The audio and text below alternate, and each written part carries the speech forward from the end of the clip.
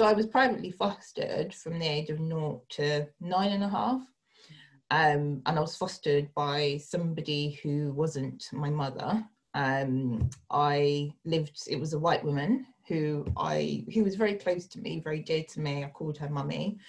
So, and you know, that was the agreement between my foster mum and my mum, and it was a private arrangement. So, and it's called private fostering, really, which is where a child is placed with somebody who's not a relative for up to minimum of probably 28 days.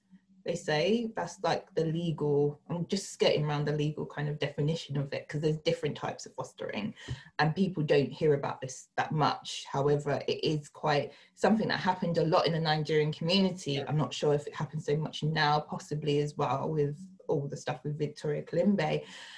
She was privately fostered as well, but it used to happen a lot in the like 1980s, 1990s. You know, that was pretty normal. No one really batted an eyelid. It was just like, you know, not necessarily handing my child away, but you know, you could say that. So I suppose when I was growing up with my foster mum, she, you know, it was just us two. She wasn't, you know, she was no longer married, her husband had died, so it was us two, and that was my family. Then I moved back to live with my mum, and it felt like I was with my mum. My siblings were there, but not really there, because they were quite a bit older than me. So my eldest brother is nearly 20 years older than me. My other brother is 12 years older than me, and my sister's 7 years older than me. So by the time I came along, like two of them had almost left the house, and then there was my sister who was going to leave in a year or two's time. So, and my father was never really present at all anyway. So family for me, I just didn't feel like, I suppose there was that kind of family bond. I only knew my foster mum. I felt that was my actual family, because we spent time together, we talked to each other, she talked to me about things, even though I was little, you know, she talked to me about things, and I just felt like that was family to me. Whereas, you know, when I moved and lived with my mum, it was very hard to understand, because on one side, you know, my mum had a family which was church, and, you know, that community was really important to her. And God was really important to her and was the centre of her life. She went to church quite often. I would say probably about 2 or 3 times a week at least. So there was times that I didn't see her that much. So family, I suppose I've always kind of wondered what that is. And I think I've come to the kind of consensus that family is just who you choose. So it doesn't always have to be blood relatives. You know, they can be friends as well. You know, your friends can be your family. Anybody really you choose, I think that, you know, shows up for you and says, you know, I'm here for you, and, you know, I support you, and, you know, I want to just, you know, be with you on your life journey, whether that's a partner, whether that's a friend, whoever, really. I think the idea of family is, I think, much more fluid. And because I had a bit of a quite a very disjointed kind of understanding of family, you know, it's taken a while to actually forge that, and even to the point of like knowing my siblings, because in a sense we all grew up as only children. So, you know, there wasn't really that bond, I think, from their part either, you know. I agree with you. Like, I definitely think there's something about fluidity and change. Because even for me, when I was thinking about my idea of family and thinking about what it looks like and how it's changed over time and how it will continue to change. And it's sometimes for me, like, family being about, you know, like my direct family, but equally, as I mentioned, like cousins.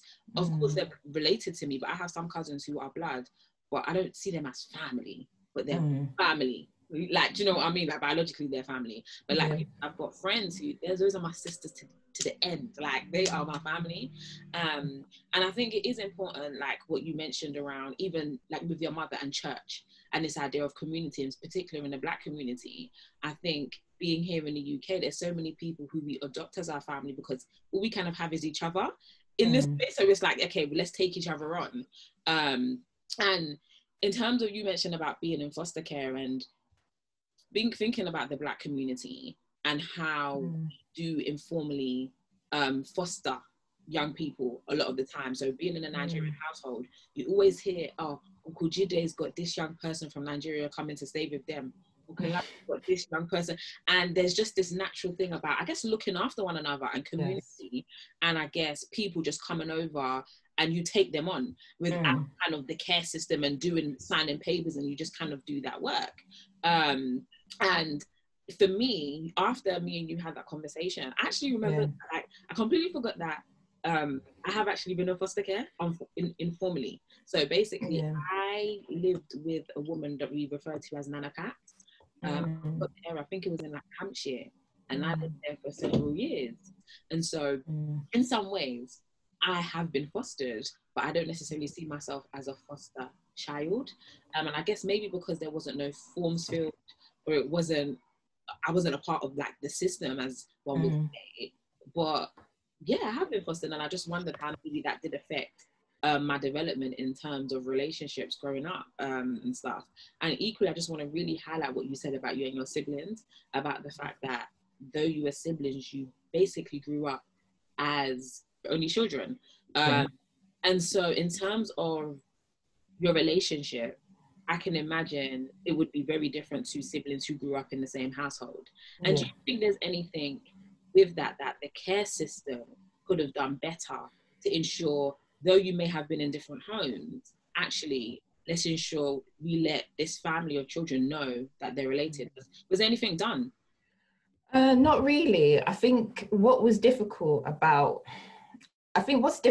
private fostering is that there is a legal duty. There is a duty to tell, the local authority, but not everyone does.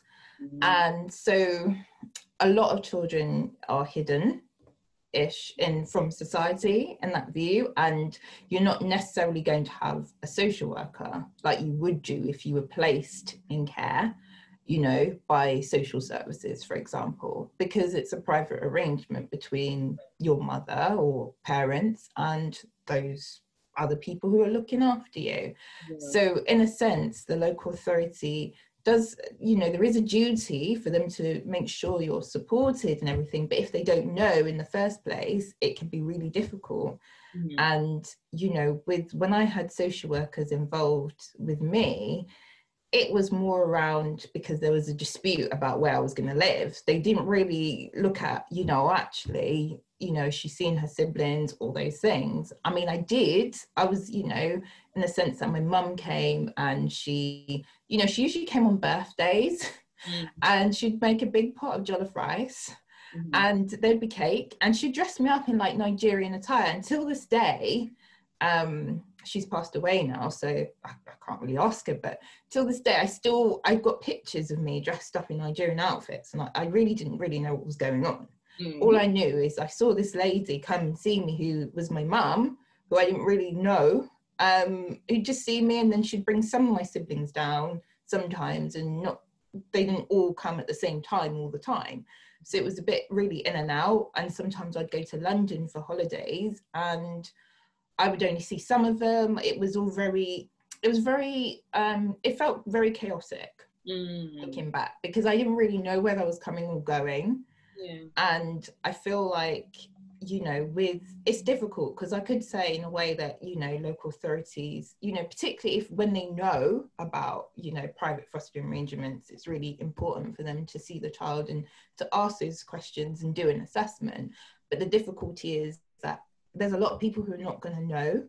There's like a lot of people are not going to tell local authorities. So, the local authorities are fighting a losing battle in that way, because they're not always going to know about it. And then the people are not vetted properly. And then you've got the other risk factors as well, which, the general public might not be thinking about, because when you place a child, you might be thinking, well, I just need someone to look after her or him, because I can't as a parent, and not be thinking, well, what if they do this? What if they do that? you know, or what's their background, what's their references. They may not know, and they may be scared to tell the local authority, because then there's the added fear that they may take the child away permanently and say, well, you never could look after this child in the first place.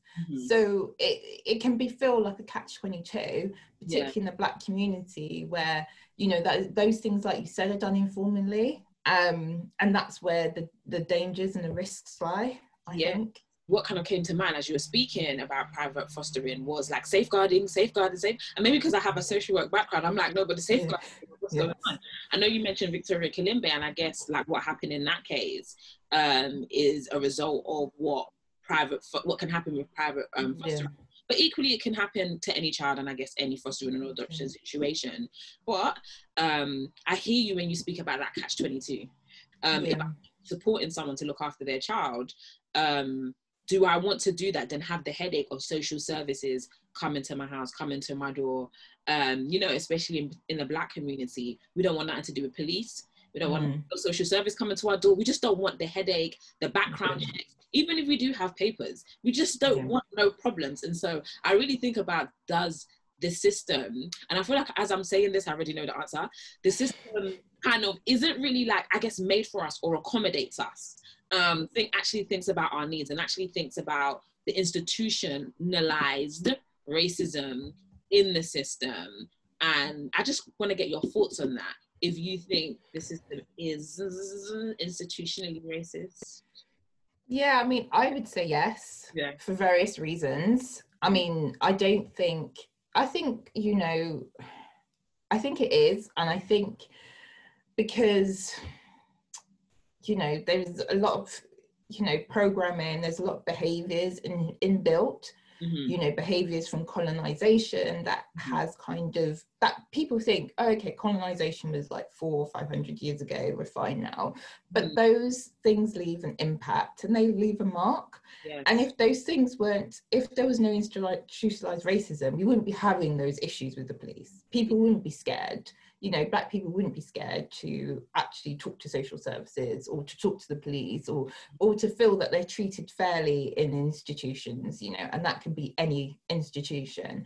But I think in particular, you know, with Black children, you know, there is a danger. There's been some research highlighted around adultification, and that's all about, you know, seeing, and it's slightly different from institutionalized racism, but in some ways that kind of overlaps, in the sense that, you know, Black children are seen as older than they are. They're seen as adults, even though they're not adults, they're children. And I think there's that perception of seeing them as different, not seeing them as, you know, needing support, not seeing them as vulnerable, not seeing them as who they are, like literally just children. And, you know, making assumptions about them because of the colour of their skin. And also, you know, wider in the care system, where there is a disproportionate amount of Black foster carers to Black foster children, and Black foster children are being put in care, you know, they're overrepresented in care, basically. You know, there's not so much research on it, but enough research that you can find, you can see that they're overrepresented in care. You know, that comes out very clearly. And, you know, institutionalized racism has a part to play. You know, if somebody's, you know, struggling, if a Black family is struggling, you know, then they, you know, they're in social services for whatever reason, you know, they may not be thinking, oh, actually, you know, this family's struggling. Or there may be some cultural things that are going on that I may not understand. It's more around, okay, you know, I see it Black, you know, danger. You know, a lot of I think society is programmed to see Black as dangerous, to see it as other, to see it as not the norm, you know, not right, you know. And there's so many examples of that in culture, in media. You know, I think with the internet as well, you see so much more, and you'll see so much, you know, sometimes people are not as, what's the word, they're very casual now. They can say loads of things to people and it just be swept under the carpet. It's getting better with the Black Lives Matter movement. However, I do feel like you can just see so much evidence of that. And Black foster children are particularly the ones that suffer because they're children and they're in the care system. Yeah. You know, you've got those two together, which is bad enough. Then you've got the multiple disadvantages they face, you know, from that. Then you've got the added disadvantages of racism. And in a system where, you know, just even things like,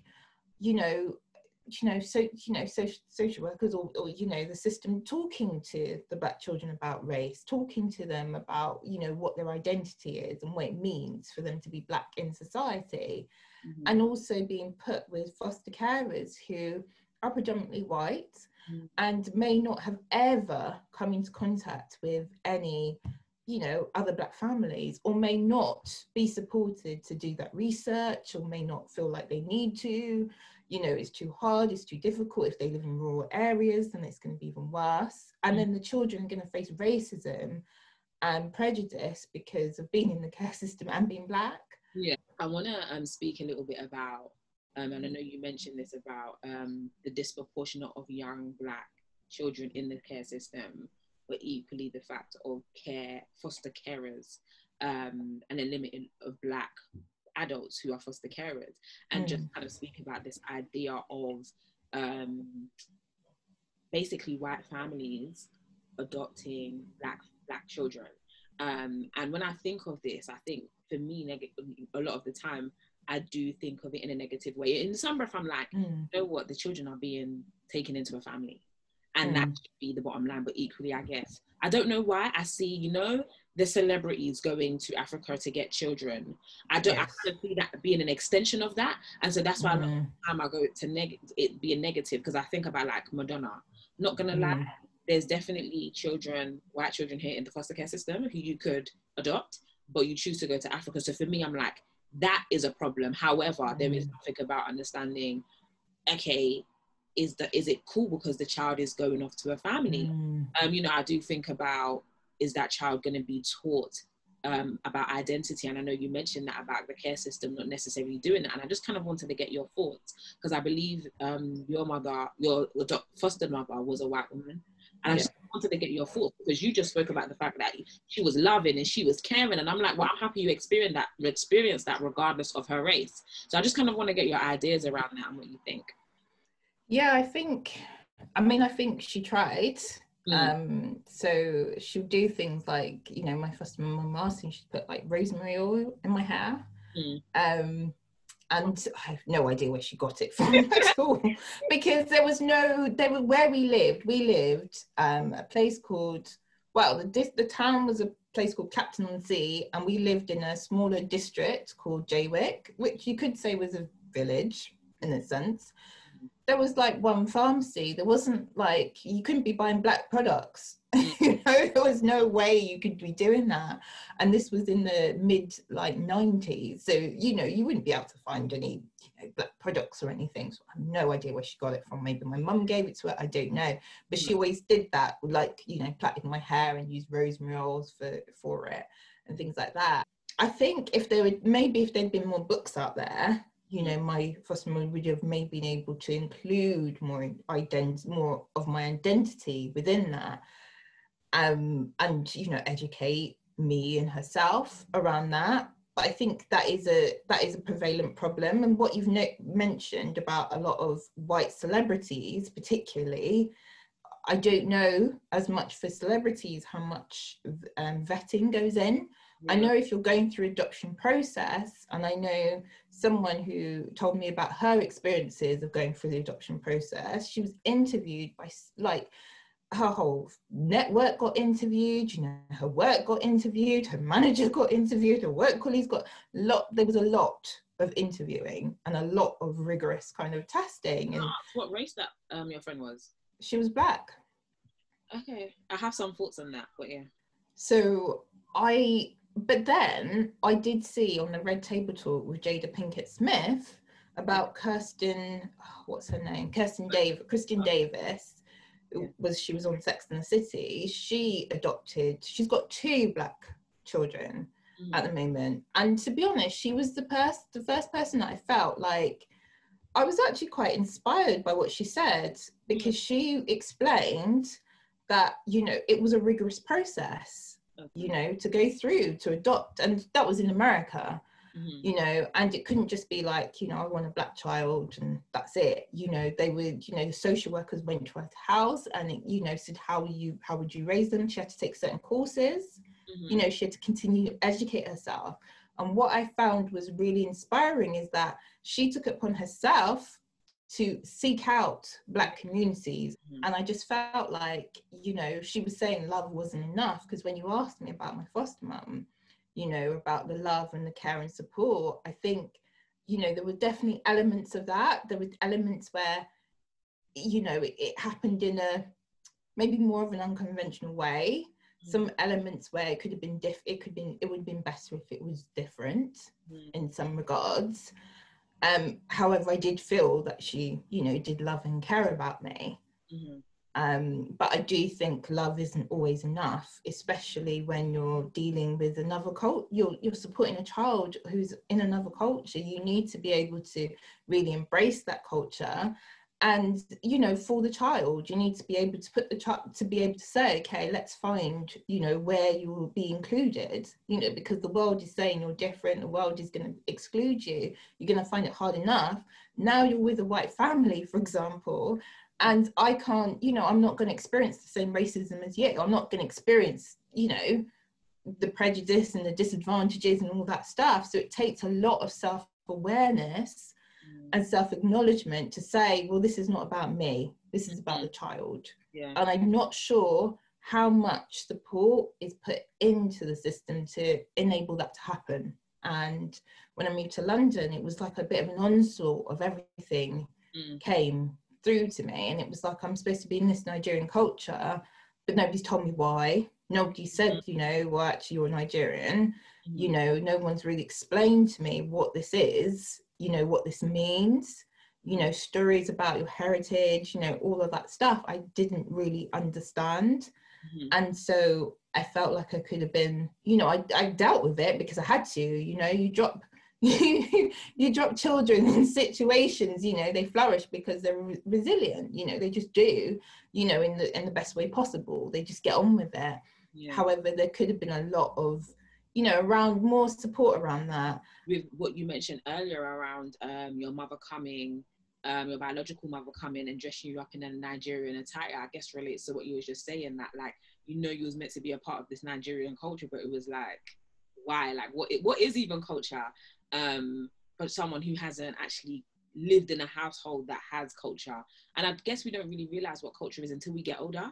It's just our norms. It's just our norms. It's just things that happen within community that we think is normal, that happens in everyone's house until you go to school. And they're like, oh, you lot don't sweep the floor with the stick broom. No, we have, you know what I mean? Like, and so you just start thinking about culture and realizing how it's different. And I really love what you said about like love not being enough. And I guess that is really important, because when you think about someone catering to your hair, that is love.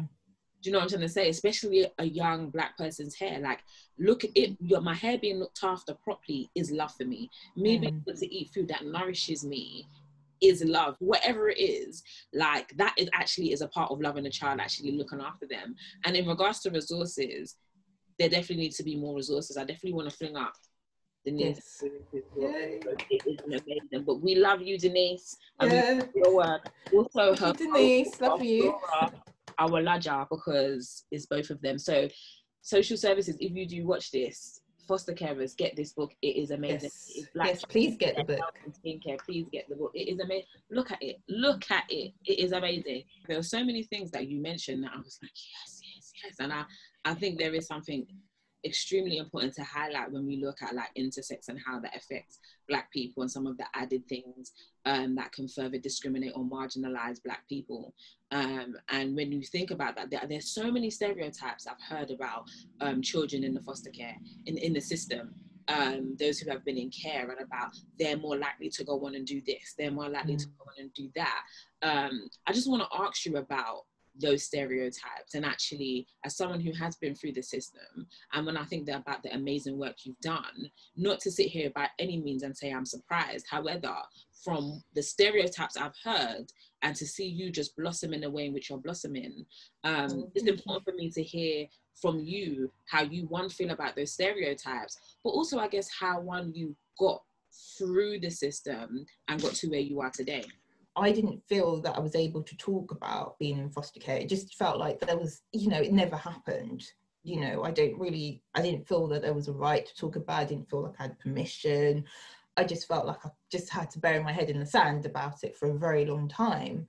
And, it's only through, growing up and, just, working and working and working at it and actually being really like, I want to do something different. I want to do something different.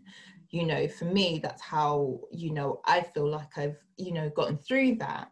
But at the same time, it's been difficult because it was the formative years of my life, and, being one of the reasons I qualified, I didn't want to be a social worker at first because the experiences I had with social workers weren't very good.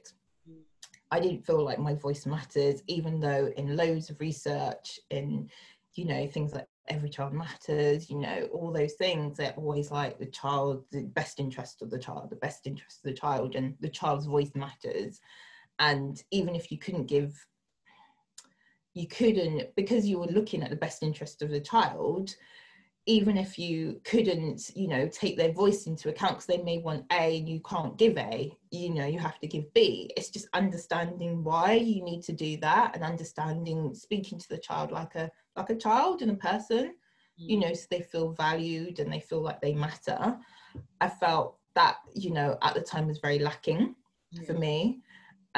So, going on and being a social worker, I just felt like I picked up quite a lot of resources. So I thought, I want to share those resources with other people who may not have been able to access the same resources. I just felt very compelled to do something different, and use my experiences as for something good. So that's why, I followed that path that I'm on. However, I think, in relation to being a foster child, it took me a long time to really acknowledge that, and just really be, look at it as not something that was really negative. There were negatives in the sense I experienced a lot of racism, that happened. But there were positives. I had, some best friends, I was able to follow things that were important to me, just things like, just being a child and being able to just be a child, play and, do all those kinds of things that, is important to children.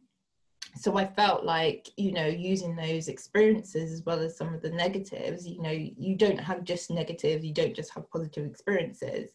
And sometimes we can get caught up so much on the negative experiences, they overshadow the positive experiences. But those experiences shape who you are. Yeah. They're part of who you are as well. And to discount those is discounting where you are today as well. So I feel like it's, for me, it's been really important to acknowledge that. And I think also, with fostering, because for a long time as well, I felt like because I was privately fostered, that wasn't as, that wasn't as good as being in the foster care system, or you weren't fostered because you weren't really in the foster care system. So what are you talking about? Do you know what I mean? It felt like that was the reaction I had to things. And it was, actually acknowledging, no, I wasn't with my birth family. I was away for quite a significant number of years. I was still fostered. That's one of those definitions of fostering, and private fostering is there, especially in legislation. So I just felt, actually you need to own all types of fostering. And because there's so many different types, you can't say, oh, one you went through more because of this type of fostering or that type of fostering. There's different types, and if you've been in fostering, you've been in fostering. End of story. Yeah. Really. Yeah.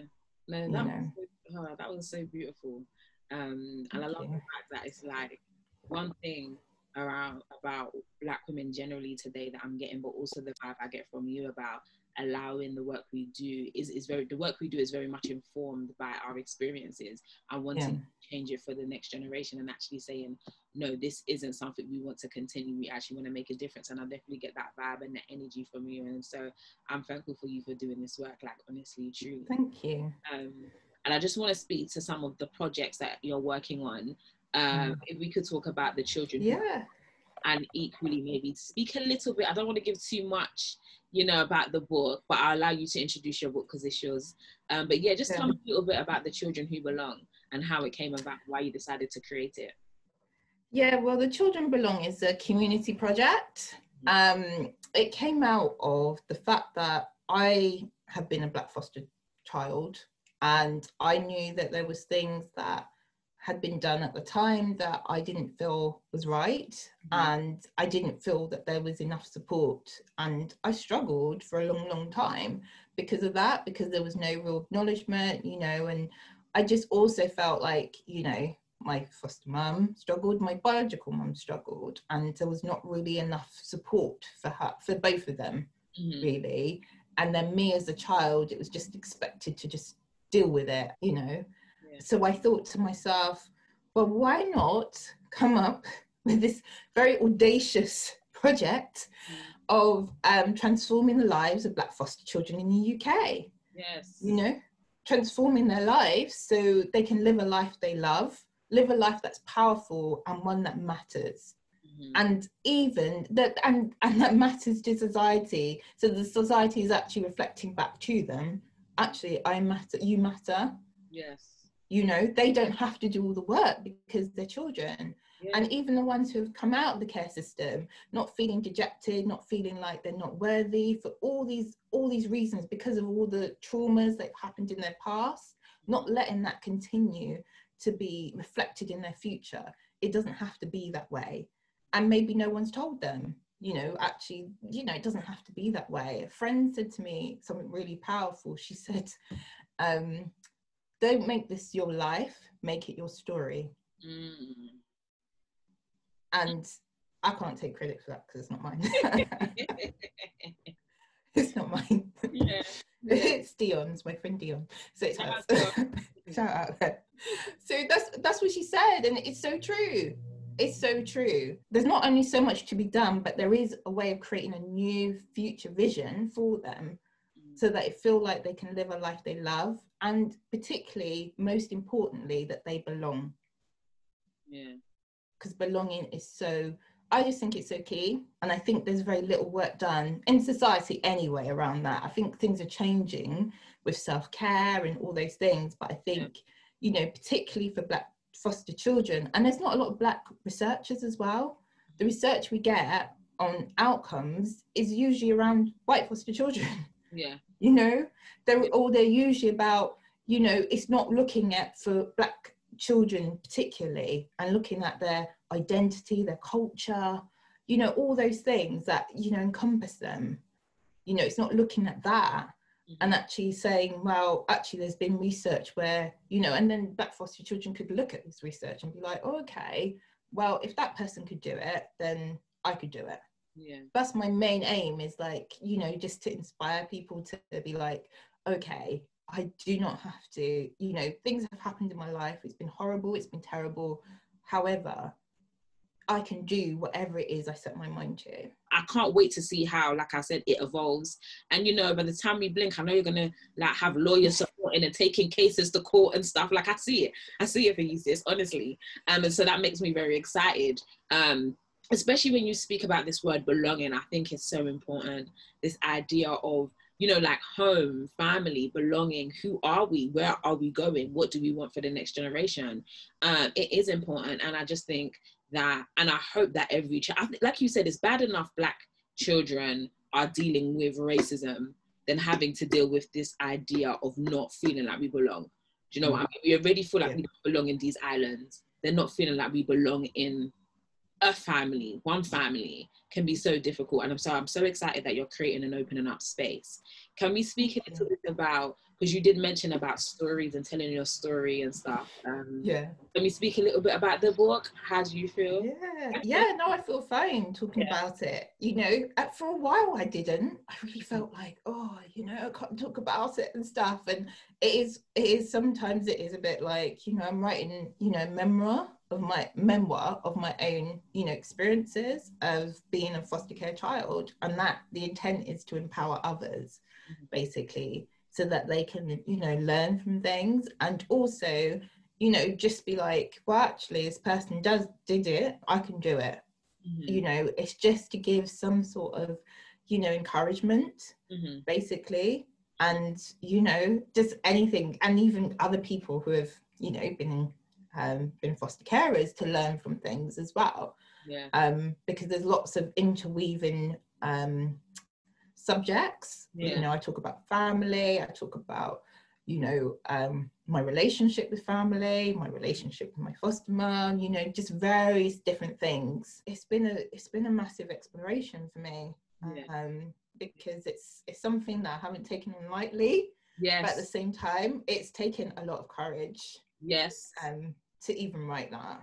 Honestly. And even to do it in the way that's best, because I think for a long time also I had a lot of resentment against my mum, and I didn't understand why she did a lot of the things she did, and I just didn't feel like she was accessible to me. But, you know, looking at her life and looking at it from a different perspective, you know, has really helped me, you know, really, I suppose, see her in a way that, you know, actually, you know, if I had her life, all her opportunities, all the opportunities she didn't have, you know, what would I have done different? You know, she was a single mother who was just trying to get by, you know, when, you know, her husband, who was a philanderer, just decided to, you know, just go off and decide to, you know, not really want to support. You know, or if he was there, he wasn't actually helping at all. He was actually causing more stress. And you know what, I think that's an amazing point of reflection, and I guess doing the work. I guess, we may name it a project, but you actually doing this book, I guess I'm not surprised. It's definitely brought up things for you. And I'm happy that, because for me it sounds like healing, that you're able to sit here and think about your mother, and actually think about why she may have done it, because ultimately, I guess, our parents want the best for us, even though we may not see it as that. Me having to go to foster parents, you know, when I was younger, I'm just like, well, why? Like, my brother didn't have to go, my sister didn't have to go, but ultimately it was about the best for us, and then being able to work and understanding that actually as Black parents, like, I'm first generation, so my mom came from Nigeria, so actually what did it mean for her to have to try and work in this racist society, not knowing London, and like all these things like she had to deal with whilst then raising children. Do you know what I'm trying to say? Understanding that, like, like, they did the best they can do, but I'm happy that you're able to find some healing as you go through your pages and write your story. No pressure. Do you have any dates out for the book? The book will be, well, I'm aiming to get that published by the end of September, early October. Okay, lovely. I also just want to speak about some of the other work you've done, right? So one thing that I'm loving about your work is that it very much has this theme around Blackness. And I read one of your other articles about Black health mattering too. It's around sickle cell. I love the article for several different reasons. I think it's important. One, because you're raising awareness. Equally, the conversation of in the way in which you interviewed, was it your niece and your brother? My brother Matthew. And I thought that was amazing, just seeing the generational difference between how they're affected by this illness. Can you just talk a little bit about your article? I mean, I felt the reason why the article came up, and I was thinking, actually, I hadn't thought about this before, but my niece, who was only 10, she was in hospital during the lockdown, and, you know, she had a lot of fears about going to the hospital, and, you know, she was really ill, probably the worst she'd been with sickle cell, and I was actually quite scared, and I also felt quite helpless. You know, I didn't feel like there was anything I could do to help or support, really. You know, I was on the phone with my sister and my niece when she was able to talk, but I just felt like there wasn't really anything else I could do. But I thought, oh, there must be something else I can do. There must be something else I can do. And then I just thought, what if I write an article about it? You know, I love writing. You know, I usually say writing is my fighting. It's a little spin I've got. But I do really love writing really important, you know, powerful stories. And you know, the process of interviewing them, you know, I did ask, you know, my niece if she was happy to do that, and she said yeah, and that was after she'd come out of hospital. And my brother, I asked if he was, and he said yeah, and that was fine. And between them, I spoke to them for at least 2 hours each, just on the subject of sickle cell. And I did really acknowledge them, because I said, you know, it's not, you know, with my niece particularly, I said, you know, we don't usually talk about this, do we? You know, we don't talk about it in this much depth, because, you know, I see her as, you know, a little young girl who can be very cheeky. and she likes to play and do all sorts of things. You know, I see other facets of her rather than just, you know, her illness. However, I just felt, you know, that's something she experiences, and I was very clear on the article about being sickle cell survivors. I didn't want to be sufferers at all. You know, I really didn't want to do that, because I just felt like that word was disempowering. It's something I don't use in, you know, my work as a social worker anyway. I don't use the word suffering. I don't really find that. I always say experiences, this or that, because I just want to see it separate from that person's illness or whatever they're going through.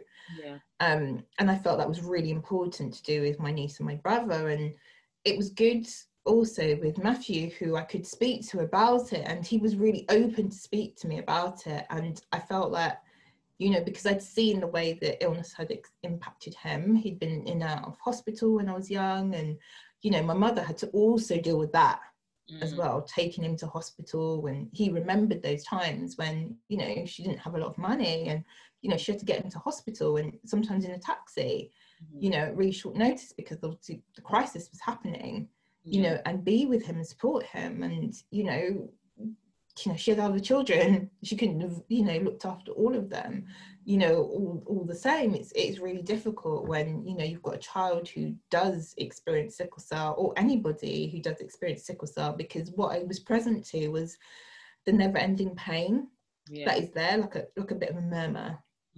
You know, it just seems to never really go away. And just to be able to, you know, just listen to their experiences, I felt very grateful, and I felt very privileged to be able to just listen, and for them to want to talk to me about it. And then I had trying to put it together and put it in a way that would give them the most justice, and the way that they would be able to get their most, you know, experiences heard as well, so that other people could learn from it. You know, because I felt that it was very vulnerable for them to do that, and, you know, very courageous. And I was not at all dismissive of that at all, because it takes a lot, you know. If you're dealing with something day in, day out, and people do not have a clue, cannot understand it at all, and then you to open up about your experiences about it, it takes a lot of courage. So I just, you know, really acknowledge them for, you know, showing that courage and bravery. And they were very supportive of each other. They were like, my niece was like, have you spoken to Uncle Matthew about it? And I was like, I'm going to do that. And Matthew was like, have you spoken to our niece? And do you know what I mean? They were very like thinking about each other, and they both said, you know, I'm still grateful. You know, I'm still grateful for, you know, my life, and, you know, I could have it even worse. You know, they were still present to that. And I just thought, wow. You know, that's what really, you know, impacted me, just having that, being able to hear their stories, really. No, thank you for like holding that space and actually doing that, because you're right, it is so courageous.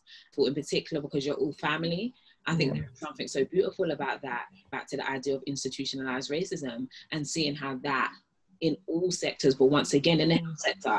And why isn't sickle cell something that is spoken about? Why isn't sickle cell more made more awareness? I never see no adverts around sickle cell anemia. Yeah. I've seen nothing. And I just wondered your thoughts on that. I think there is so much work to be done, and the fact that a lot of people, because I've spoken to people who have never heard of sickle cell, and you're really a bit like, oh gosh, that's worrying. Yeah. You know, you've never ever heard of it, and you know, the way that, you know, my brother's experiences have been treated by the health system in particular is quite worrying, because it's like, well, you know, why do you have this perception of Black people that, you know, you're not believed that you're in pain? And I think that's interwoven, you know, through, you know, even Black women. You know, there was that article around Serena Williams, who, you know, she was pregnant and she said something was wrong, and, you know, but she wasn't listened to. Yeah. And she's a massive celebrity figure, and she was not listened to. Mm-hmm. You know, just those things, discounting those experiences. There is a conversation now around, you know, Black women and pregnancy as well, and how you know, a lot of Black women die in pregnancy, and that's not been highlighted. But I think that also goes into institutionalized racism, and the fact that our bodies as Black people were used as experiments, you know, for, you know, years ago. You know, because it felt like we could handle pain, you know. And I think that is the problem. That's the problem perception. And I think even if you asked possibly, you know, white people who work in in the health system, they may not even be able to articulate why. You know, you treat somebody differently from another person. You know, it goes into, you know, the mental health system, where a lot of people who go into the mental health system, you know, are, you know, who are sectioned, who are, you know, disproportionately, who are Black, who have, you know, given drug therapies in adverse to alternative therapies. You know, that happens quite a lot. And it's like, why? Because the perception is, you know, Black and danger, like I said before. And it's a really, really, really harmful and dangerous perception. And I think it's, you know, if it doesn't affect you, it goes down to privilege as well. If it doesn't affect you, you don't see why you should do anything about it. You know, it doesn't affect you, but actually it affects a lot of people. It has a massive knock-on effect on so many people and so many things. And also it's the whole, you know, dehumanizing people, you know, not seeing them as human, seeing them as less and unworthy, you know, and therefore you can't build connection. And I feel like the why I called it Black Health Matters too is because Black Lives Matters, I feel is massive and encompassing of so much. And I feel like in order to tackle all the problems that we face in the Black community, maybe sometimes we need to, you know, section them out in different sections so that we can kind of it's like a jigsaw puzzle. You know, you've got a whole jigsaw puzzle and you need to put all the pieces together so it fits, you get the whole. Or building a house where you build it brick by brick, you know, in order to, you lay the foundation and you know, you get your whole place. So I felt like it was really important to just put that, because Black health does matter, and it's something that people possibly may not be thinking about, but I just thought, you know, that captures your attention. Oh yeah, Black health matters too. Oh, okay, you know, what's that about? You know, I just felt like it was really important just to, you know, just give some awareness to it, and that was the way I could, you know, help, you know, my brother and my niece, you know, in their efforts, really. No, you're absolutely right in terms of all the things you've brought up in regards to health, in regards to the conversation about Black women and our pain and childbirth, and the way in which we like do deal with racism on a regular basis when it comes to the health system, even to like draw blood. Like there's this, every time I've gone to the hospital, they have to get the Black doctor. And to a point where it's painful to draw my blood, because the tapping of I'm just like, this is too much. I'm like, this is painful. Like, and it's like, how many times, like to a point where when I think about giving blood or wanting to, I just think of it being quite traumatic, because it's going to be hurtful or painful for me to have to go and do that. And I fully hear what you're saying about it, like Black Lives Matter too, almost being like this umbrella term and having to segregate things out. Because we think about so many little things, even to things of the topic of like microaggression. And that's something that I spoke about in another article that you wrote about interracial dating. And I just want to say, I'm so here for the theme of blackness in all different areas in the foster care system. Yeah. I'm going to say in health, but equally, yes, let's speak about our dating lives too. Yeah, that article was my first one, and I'm telling you, I was so nervous. Yeah. Because I opened up about some of my experiences, and I was really not sure how that was received. I received quite a lot of love for that, actually. So I was really pleased. I was really pleased, because I was stressing about it for a good week or two, because I was like, oh, this is so vulnerable for me. It's so vulnerable. But I just thought, do it, because you never know how this is going to land for somebody and support someone else. So I just really wanted to put it there, because I just didn't feel like it was very celebrated in the media. Things that, Harry and Meghan Markle had been through, and, all of that stuff was just, it's so shocking when you look back and you're thinking, what? Yeah. This was in the media, and these people are royal family. Yeah. You're just like, and then you look at other things, that your experiences, things you've been talking about, other people's, one of my aims really, or one of my fantasies would be, actually, because I have known a lot of people who have had interracial relationships, actually writing a book about interracial people's different experiences. Yeah. Because once you start talking to people, they're like, yeah, I get that. And one of my friends said to me, she's dated a lot of people who are from various different cultures, but not black. And, she even said that her brother said to her, actually, you should date somebody who's black, because, things will be easier for you. I wanted to ask you about that. Okay, so like, when reading the article, you spoke about being at this party of 12, I think it was, and kind of like being the only black person in the room, in the space, and having to pull people about rapping along to the N-word and stuff like that. And equally, like, when I was reading the article, I was thinking, is it worth the headache? Is it worth the stress of having to teach your partner about the racism that they may not see, and have to explain all these those little microaggressions that more time we as a people pick up, and they won't? I think, to answer your question, interracial dating, I think it is worth it if the person is willing to do the work and is willing to support. I think it's not if the person is not willing to do the work and not willing to understand, and not willing to be supportive of you or the experiences that you face, and actually not really being able to reflect that, they may go into spaces themselves and be the only person who's not black. Yeah. How do they feel about that? What comes up for them? Can they see it? Can they put themselves in your shoes? And they're really actually being aware, because obviously that leads to mixed, you may have mixed race children. How are you going to raise them? What are you going to say to them? Okay, well, you experienced this racism. They told you about some racism that they experienced in school, and what you're going to say to them?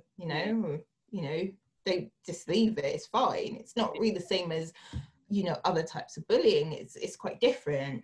Not to say bullying is good, because it's not. It's wrong. But there's different layers of things. Do you know what I mean? And I think with race, that's something that has for so long been pushed under the carpet.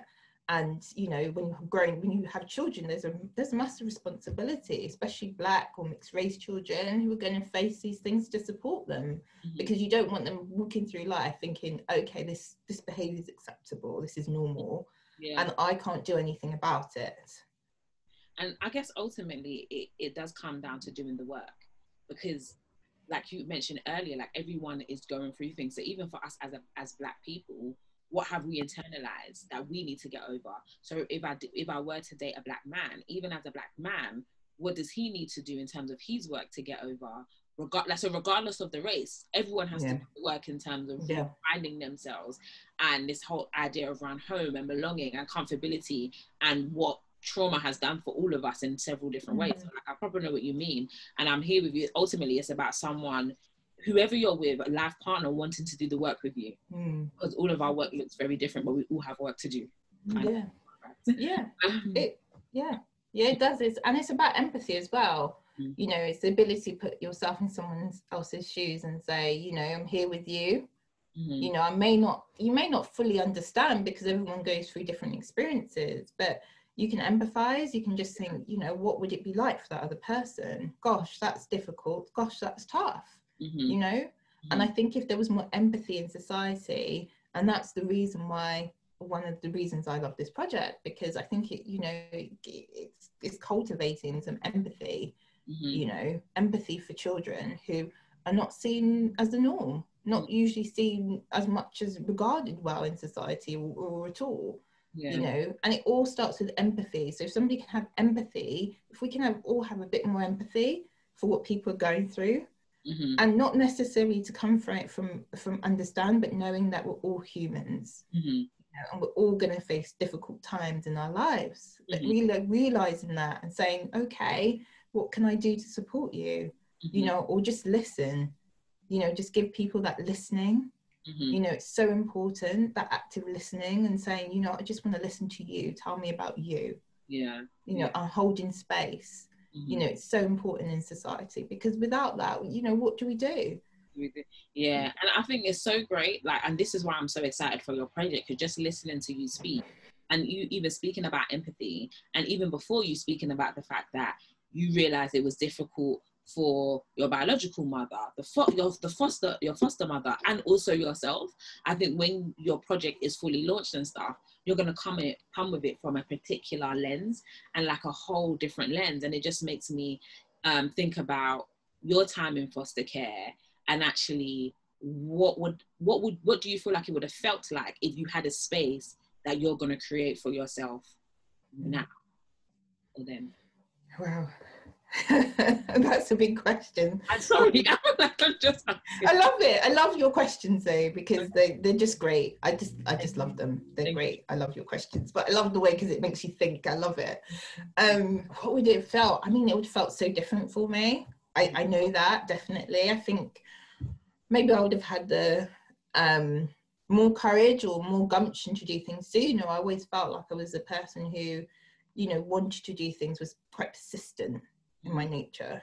You know, sometimes I didn't even want to be persistent, but I felt I had to do just something inside me about being persistent with things.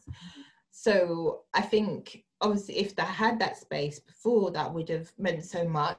I think a lot of the things I faced, I probably would have had very different experiences, you know. But I think, you know, all those things shape you for who you are. And there was a quote by Steve Jobs that says, you cannot connect the dots looking forward, you can only connect the dots looking back. And I think, you know, it's really important and that's why I think it's really important for like black foster children and all of us to just acknowledge our experiences, the good and the bad, because we come out as something else. You know, it's like a caterpillar that turns into a butterfly. You know, we won't be able to see, you know, psychologically, they may not know, the caterpillars may not know they're going to be a butterfly. They may just, you know, because they're already programmed, that's part of their DNA, that's where it's going to happen, that's just the nature fulfilling on itself. And I think, you know, we're all, you know, looking at ourselves, we're all trying, we're all striving to do what we can and to improve and all sorts of things. And I just think, you know, just us being, I don't know, kind to ourselves during the process. And knowing that where we are, so our current situation isn't the final destination. I got that from somewhere else, but I can't remember.